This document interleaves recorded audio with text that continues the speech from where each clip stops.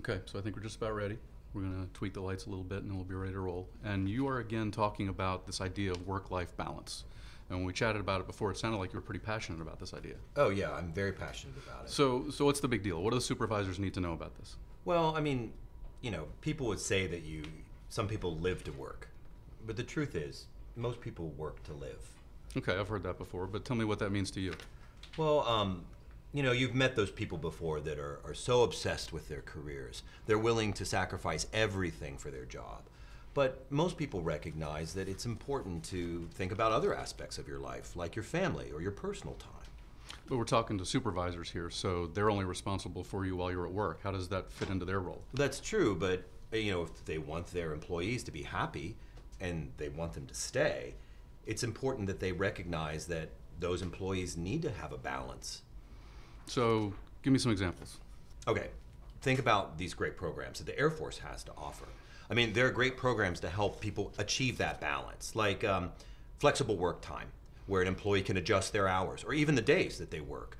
I mean, if you're somebody that has kids, it has to be picked up, or maybe you've got a family member that you have to care for. Yeah, that would definitely come in handy. Or some people can telecommute and work from home. That would be nice. So, all right, so what else you got? Personal health. I mean, Air Force bases have great fitness facilities, and they encourage us to work out. They even give us personal fitness time during the workday. Really? You get to work out during the workday? Yeah, I mean, physical fitness and physical well-being is really important to the Air Force. Huh. So looping this back around to this idea of employee retention, how does the supervisor take advantage of these things and work them into their program? I think there are two parts to that. First, the supervisor has to remember you've got to let your employees know that these programs exist. I mean, if I'm somebody that wants flexible time and I don't know that it exists, I might leave and look for a job elsewhere where I believe I'll find that. So just communicating is part of the solution. Yeah, that's the first part. Yeah. The second part would be remembering why those programs are in place. They're there to make the employees happy and keep them healthy and help them have that balance between work life and personal life.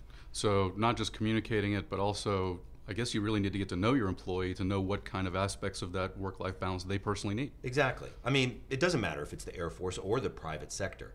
Supervisors need to recognize that everybody has a life outside of work. And the more the employee knows that that supervisor recognizes that, the more the employee will feel like giving 100% when they are at work. Makes sense. I think we're just about ready. Okay. You guys ready to roll? Can we get this gentleman a tie, please?